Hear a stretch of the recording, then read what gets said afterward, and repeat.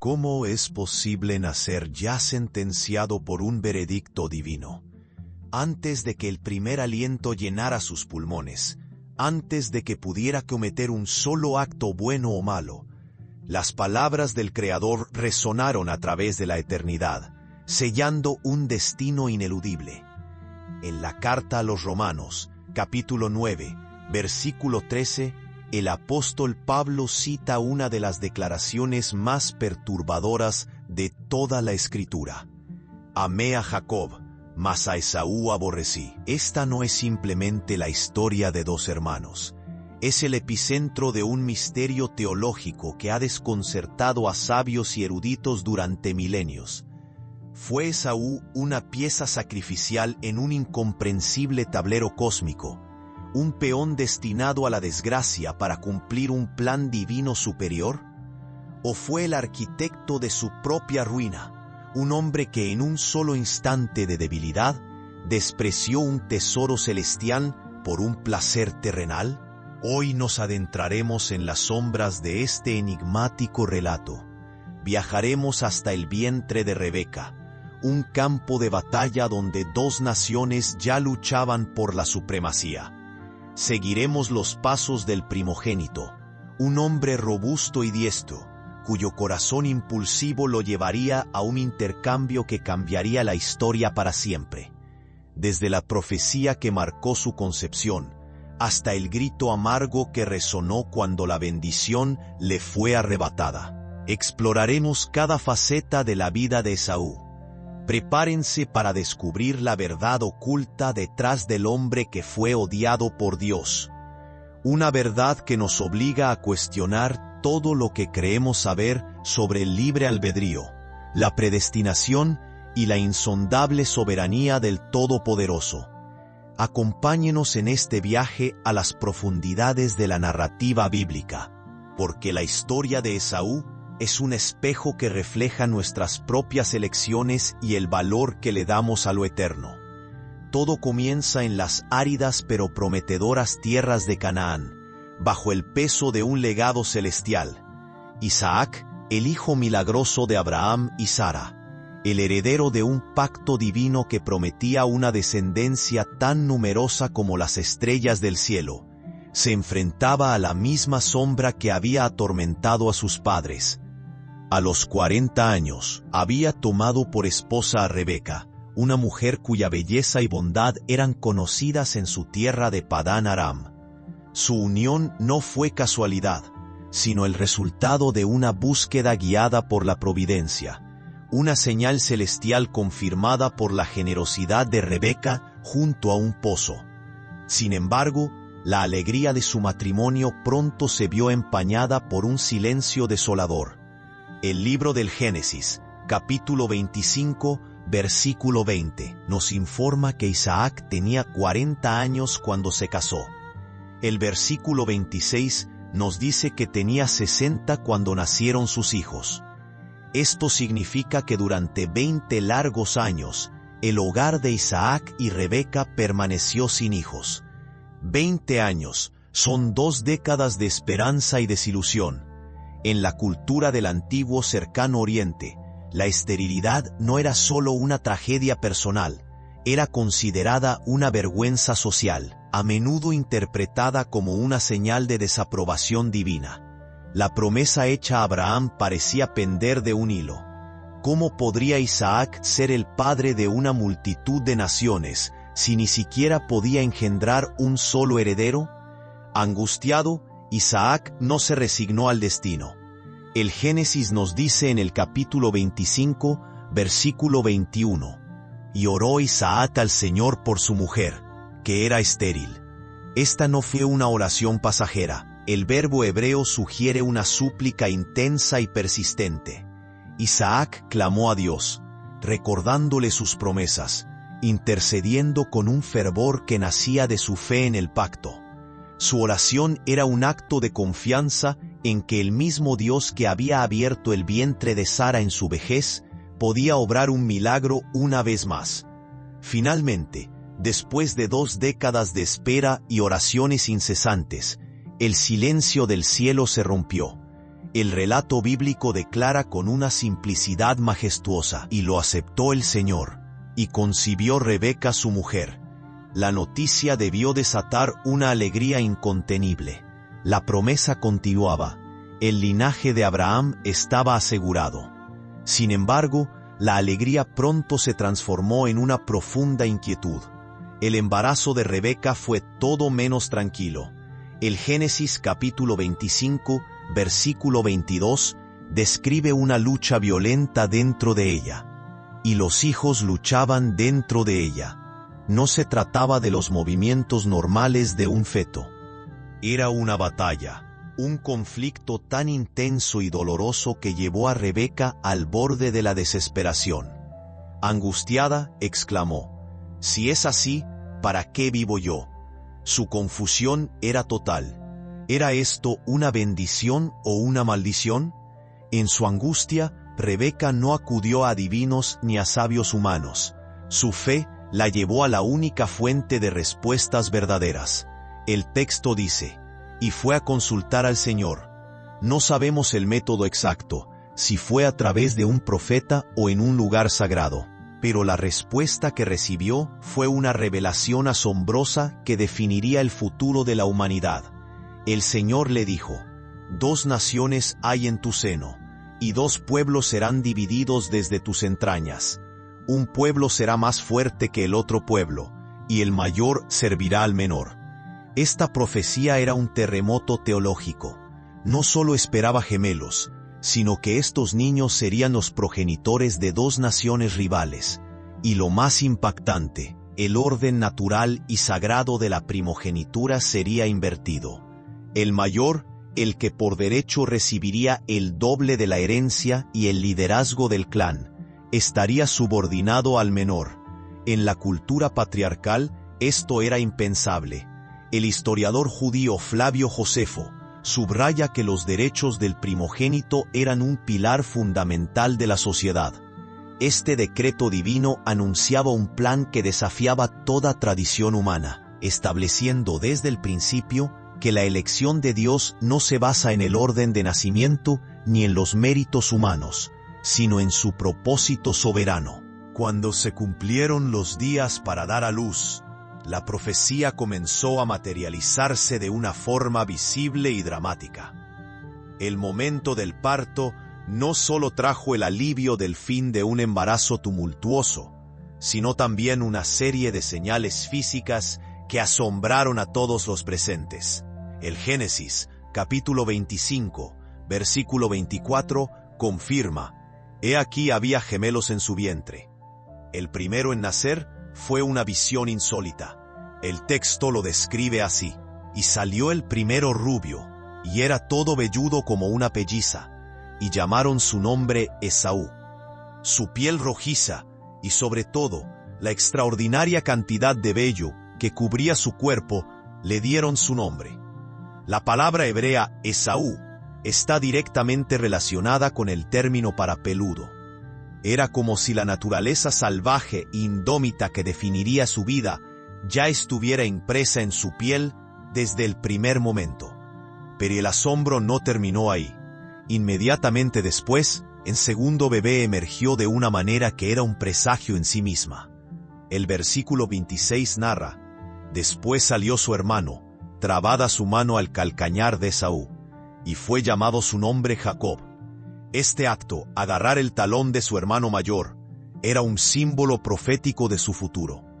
El nombre Jacob proviene de la raíz hebrea Akeb, que significa talón, pero que también tiene la connotación de el que suplanta o el que engaña. Sus nombres no fueron meras etiquetas, sino sentencias proféticas. Esaú, el hombre físico, el peludo; Jacob, el suplantador, el que seguiría de cerca a su hermano para tomar su lugar. Isaac tenía 60 años cuando Rebeca dio a luz. Después de 2 décadas de súplicas, su hogar se llenó con la presencia no de uno, sino de 2 herederos. La celebración debió ser inmensa, pero bajo la alegría subyacía una tensión palpable. Rebeca guardaba en su corazón la palabra divina. Estos no eran simplemente dos niños, eran el origen de dos naciones cuyo destino ya había sido trazado por una elección inescrutable. Los años pasaron, y los gemelos crecieron en el campamento de su padre, convirtiéndose en la encarnación viva de sus nombres proféticos. Sus personalidades eran tan opuestas como el día y la noche. Génesis capítulo 25, versículo 27, lo resume de manera magistral. Y crecieron los niños, y Esaú fue diestro en la casa, hombre del campo. Pero Jacob era varón quieto que habitaba en tiendas. Esaú se convirtió en un hombre de acción, un espíritu libre cuya alma encontraba su hogar en la naturaleza salvaje. Recorría las colinas de Judea y los valles del Negev, un maestro del arco y la jabalina. Su vida era un torbellino de instintos y satisfacción inmediata. Era un hombre del presente, impulsivo, fuerte y arraigado en lo físico. Su cuerpo velludo, que ya había sido una rareza en su nacimiento, se convirtió en el emblema de su carácter rudo y terrenal. Un hombre curtido por el sol y el viento. Jacob, por el contrario, era la antítesis de su hermano. Descrito como un hombre quieto o íntegro, prefería la vida ordenada del campamento. Su mundo no era el de la persecución y la adrenalina, sino el de la observación, la planificación y la estrategia. Mientras Esaú perfeccionaba sus habilidades físicas, Jacob aprendía el arte de la gestión del ganado, las costumbres de su pueblo y quizás lo más importante, el valor de la paciencia. Su mente estaba siempre un paso adelante, calculando cómo podría superar la desventaja de haber nacido segundo. Esta abismal diferencia de caracteres provocó una peligrosa fractura en el corazón de la familia. El versículo 28 revela una dinámica tóxica. Y amó Isaac a Esaú, porque comía de su casa. Mas Rebeca amaba a Jacob. Este favoritismo parental se convirtió en el veneno que alimentaría la rivalidad. Isaac, un hombre de paz, quizás admiraba en su hijo mayor la audacia y la fuerza que él nunca tuvo, y su afecto estaba ligado al placer sensorial de los guisos que Esaú le preparaba. Rebeca, por otro lado, veía en Jacob no solo a un hijo de naturaleza más afín a la suya, sino al instrumento elegido por Dios. Su amor estaba cimentado en la profecía divina que nunca olvidó: el mayor servirá al menor. Sin saberlo, al dividir sus afectos, Isaac y Rebeca estaban creando un campo de batalla en su propio hogar, preparando el escenario para un conflicto que no solo desgarraría a su familia, sino que daría forma al destino de naciones enteras. Un día, aparentemente ordinario, el carácter impulsivo de Esaú y la mente calculadora de Jacob colisionaron en un momento que se volvería fatídico. La narrativa en Génesis 25 es austera, pero cargada de una tensión devastadora. Esaú, fiel a su naturaleza, había pasado el día en el campo, persiguiendo presas. Pero en esta ocasión, la caza no había sido fructífera. Regresó al campamento al atardecer, con las manos vacías, el cuerpo agotado por el esfuerzo y el estómago vacío. El hambre, una necesidad física y primaria, nublaba su juicio. Al acercarse a las tiendas, un aroma irresistible lo envolvió. Jacob, el hombre de la casa, había preparado un guiso de lentejas rojas para un Esaú famélico. Aquel simple plato de legumbres debió parecer el más suntuoso de los manjares. Sin meditarlo, se dirigió a su hermano con una demanda urgente: «Te ruego que me des a comer de ese guiso rojo, pues estoy muy cansado». Es por este incidente, nos dice la Escritura, que fue llamado Edom, que significa rojo. En ese instante de debilidad, Jacob vio la oportunidad que había estado esperando toda su vida. Su respuesta fue fría, precisa y desproporcionada: «Véndeme en este día tu primogenitura». La primogenitura era un derecho sagrado. No se trataba solo de recibir el doble de la herencia material, como estipulaba la ley posterior en Deuteronomio 21, versículo 17. En esta familia, la primogenitura conllevaba el liderazgo del clan, y lo más crucial, ser el portador de la bendición y las promesas dadas por Dios a Abraham. Cambiar este tesoro espiritual por un plato de comida era un acto de locura. La respuesta de Esaú revela una trágica falta de perspectiva. Dominado por su apetito, exclamó: «He aquí yo me voy a morir. ¿Para qué pues me servirá la primogenitura?». No estaba literalmente muriendo de hambre, era la hipérbole de un hombre que valora lo inmediato por encima de lo eterno. Para él, el gruñido de su estómago era más real que la promesa de Dios. Jacob, sin dejar escapar la ventaja, le exigió un juramento, un acto legal y vinculante, y se lo juró y vendió a Jacob su primogenitura. Solo entonces le dio pan y el guiso. El autor concluye con una sentencia moral lapidaria: «Y él comió y bebió, y se levantó y se fue.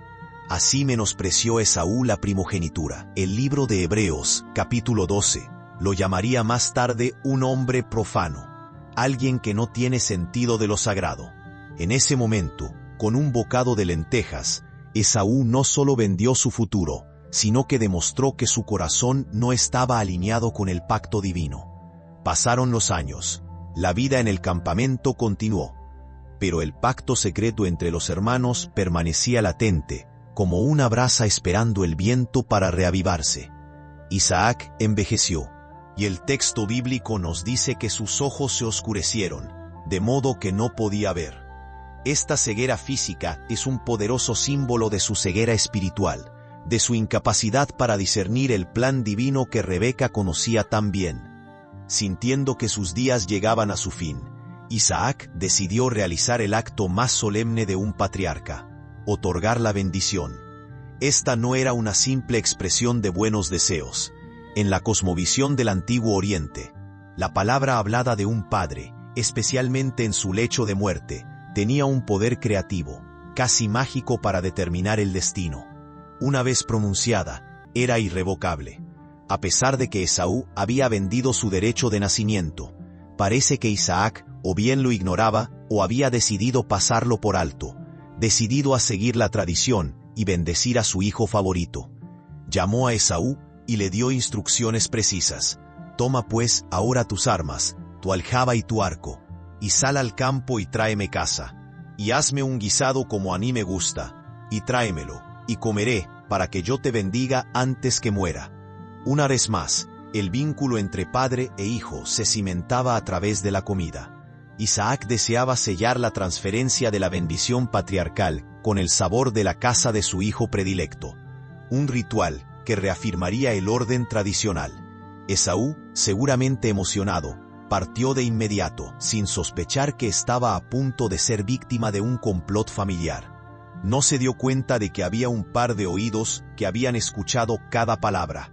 Génesis 27, versículo 5, nos revela el detalle crucial: «Y Rebeca estaba oyendo cuando hablaba Isaac a Esaú su hijo». Para Rebeca, este era el momento de la verdad. Si Isaac bendecía a Esaú, la profecía divina que ella había atesorado durante décadas parecería anularse. En su mente, no podía permitir que el plan humano de su esposo prevaleciera sobre la palabra declarada de Dios. Tenía que actuar, y actuar rápido. La ausencia de Esaú le proporcionaba la ventana de oportunidad perfecta para ejecutar un plan audaz y peligroso, un engaño diseñado para alinear los acontecimientos terrenales con lo que ella creía que era la voluntad del cielo. Con una determinación férrea, Rebeca puso en marcha su intrincado plan. Llamó a Jacob y con urgencia le ordenó: «Ve ahora al ganado y tráeme de allí 2 buenos cabritos de las cabras, y yo haré de ellos viandas para tu padre, como a él le gusta, y tú las llevarás a tu padre, y comerá, para que te bendiga antes de su muerte». El engaño era total. Jacob debía hacerse pasar por Esaú. Jacob, sin embargo, dudó. Su preocupación no era moral, sino práctica. El riesgo de ser descubierto era enorme. «He aquí Esaú, mi hermano, es hombre velludo, y yo lampiño», argumentó. «Quizá me palpará mi padre, y me tendrá por burlador, y traeré sobre mí maldición y no bendición». Temía que el plan se volviera en su contra, que en lugar de la bendición recibiera la temida maldición patriarcal. Pero la resolución de Rebeca era inquebrantable. asumió toda la responsabilidad con una frase escalofriante: «Hijo mío, sea sobre mí tu maldición. Solamente obedece a mi voz». Con esta garantía, Jacob obedeció. Rebeca entonces orquestó el engaño con una astucia meticulosa. No solo preparó el guiso de cabrito para que su sabor imitara al de la caza, sino que también abordó el problema del disfraz. Tomó las mejores ropas de Esaú, que guardaban el olor del campo, y vistió con ellas a Jacob. Luego, el toque maestro, y cubrió sus manos y la parte de su cuello donde no tenía vello con las pieles de los cabritos. Por completo, Jacob se presentó ante su padre ciego. La tensión en la tienda debió ser asfixiante. «¿Quién eres, hijo mío?», preguntó Isaac. «Yo soy Esaú, tu primogénito», mintió Jacob. Isaac, receloso por la rapidez con que había regresado, le pidió que se acercara para tocarlo. Jacob se acercó, y las manos temblorosas del anciano palparon las pieles de cabrito. La confusión de Isaac es palpable en sus palabras. La voz es la voz de Jacob, pero las manos son las manos de Esaú. Su intuición le advertía del engaño, pero la evidencia física, el olor y el tacto, lo convencían. Tras una última pregunta directa: «¿Eres tú mi hijo Esaú?», y la rotunda afirmación de Jacob: «Yo soy», Isaac cedió. Después de comer el guiso y beber el vino, Isaac pronunció la bendición. Una lluvia de promesas irrevocables cayeron sobre el hijo equivocado. Le dio prosperidad. «Dios, pues, te dé del rocío del cielo, y de las grosuras de la tierra, y abundancia de trigo y de mosto». Le dio dominio: «Sírvate pueblos, y naciones se inclinen a ti, sé señor de tus hermanos». Y le dio la protección del pacto: «Malditos los que te maldijeren, y benditos los que te bendijeren». En ese momento, a través del engaño, la profecía se cumplió. El mayor, sin saberlo, había quedado destinado a servir al menor. Apenas había salido Jacob de la presencia de su padre, con el eco de la bendición robada aún resonando en sus oídos, cuando Esaú regresó de la casa. Entró triunfante, llevando el guisado que había preparado con esmero para su padre, listo para recibir el honor que le correspondía como primogénito. Con confianza se presentó ante Isaac: «Levántese mi padre, y coma de la casa de su hijo para que me bendiga». La respuesta de Isaac fue una pregunta cargada de confusión y pavor. «¿Quién eres tú?». «Yo soy tu hijo, tu primogénito, Esaú», respondió él, todavía ajeno a la catástrofe. Lo que sucedió a continuación fue una explosión de terrible comprensión. El texto bíblico dice que se estremeció Isaac grandemente. Fue un temblor violento, el de un hombre cuya realidad se desmorona al darse cuenta de que ha sido engañado y de que ha alterado el destino de forma irreversible. «¿Quién, pues, es el que vino aquí, que trajo caza, y me dio, y comí de todo antes que vinieses? Yo le bendije, y será bendito», declaró Isaac, confirmando la irrevocabilidad del acto. Al oír estas palabras, la fortaleza de Esaú se derrumbó. La Escritura describe su reacción con un patetismo inolvidable. Clamó con una muy grande y muy amarga exclamación. El cazador indomable, el hombre del campo, fue reducido a un ruego desesperado: «Bendíceme también a mí, Padre mío». En ese grito amargo se percibe la ironía más cruel. El hombre que había despreciado su primogenitura por un plato de lentejas, ahora lloraba desconsoladamente por la bendición que iba ligada a ella. Al enterarse de que fue Jacob quien lo suplantó, su dolor se convirtió en ira. «Bien llamaron su nombre Jacob», exclamó, «pues ya me ha suplantado 2 veces, se apoderó de mi primogenitura, y he aquí, ahora ha tomado mi bendición». Suplicó a su padre si no le quedaba ninguna bendición. Isaac, con el corazón roto, le explicó que había establecido a Jacob como su señor. Conmovido por las lágrimas de su hijo, Isaac finalmente le dio una bendición secundaria, que era tanto una promesa como una maldición. «He aquí, será tu habitación en grosuras de la tierra, y por tu espada vivirás, y a tu hermano servirás. Y sucederá que cuando te fortalezcas, que descargarás su yugo de tu cerviz». Le prometió una vida de lucha y violencia, subordinado a su hermano, pero con la esperanza lejana de una futura liberación. El dolor de Esaú se transformó entonces en un odio asesino. El Génesis nos dice que aborreció Esaú a Jacob, y dijo en su corazón: llegarán los días de luto de mi padre, y yo mataré a mi hermano Jacob. La bendición robada había sembrado la semilla del fratricidio. El plan asesino de Esaú no permaneció secreto por mucho tiempo. Las amenazas llegaron a oídos de Rebeca, quien comprendió inmediatamente el peligro mortal que corría Jacob. Actuando con la misma rapidez que antes, advirtió a su hijo predilecto y le ordenó huir a la casa de su hermano Labán, en Harán. «Mora con él algunos días», le dijo, «hasta que el enojo de tu hermano se mitigue y olvide lo que le has hecho. Yo enviaré entonces y te traeré de allá». Esas palabras están llenas de una trágica ironía, pues esos algunos días se convertirían en 20 largos años, y Rebeca nunca volvería a ver al hijo por el que tanto había arriesgado. Para convencer a Isaac, Rebeca usó una excusa astuta: su disgusto por las esposas hititas de Esaú. Isaac, preocupado por la pureza del linaje, estuvo de acuerdo, y antes de que Jacob partiera, lo bendijo de nuevo, esta vez de forma consciente, confirmándole explícitamente la bendición de Abraham. Mientras Jacob huía hacia un futuro incierto, Esaú permaneció en Canaán, consolidando su poder. Se estableció en la región montañosa de Seir, al sureste del Mar Muerto. Allí sus descendientes se multiplicaron y se convirtieron en una nación poderosa, los edomitas. Como predijo la bendición de Isaac, vivieron por la espada, y los registros históricos de Egipto y Asiria mencionan a Edom como un reino formidable. La profecía se cumplió en cada detalle. Durante siglos, Edom estuvo subordinado a Israel, cumpliendo la frase «a tu hermano servirás». Pero tal como se prometió, llegó el día en que se fortalecieron, y durante el reinado de Joram de Judá, se rebelaron y descargaron el yugo de Israel de su cerviz. 20 años después de su huida, Jacob regresó, y los hermanos tuvieron un encuentro cargado de tensión que culminó en una reconciliación emotiva. Lloraron y se abrazaron. Sin embargo, aunque el perdón personal fue posible, sus caminos como naciones ya estaban sellados para siempre. Siguieron rumbos separados.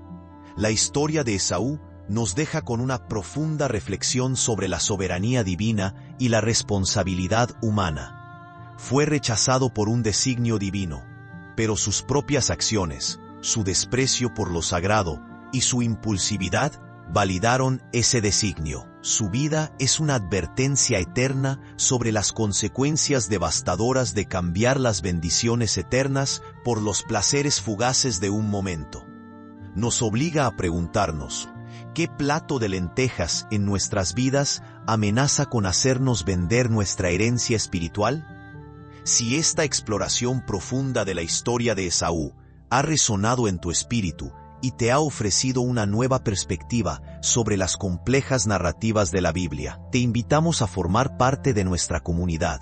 Haz clic en el botón de me gusta para que este mensaje llegue a más personas, y comparte este video con aquellos amigos y familiares que buscan entender los misterios de la fe. Para no perderte ninguna de nuestras futuras investigaciones sobre las historias más impactantes y enigmáticas de las Escrituras, suscríbete a nuestro canal y activa la campana de notificaciones. Cada nuevo suscriptor es un impulso para continuar desvelando las verdades ocultas en la palabra de Dios. Y ahora, queremos saber tu opinión. ¿Crees que Esaú fue simplemente una víctima del destino predeterminado por Dios, o sus propias decisiones forjaron su camino? Deja tu reflexión en la sección de comentarios. Leemos cada uno de ellos y valoramos profundamente tu perspectiva.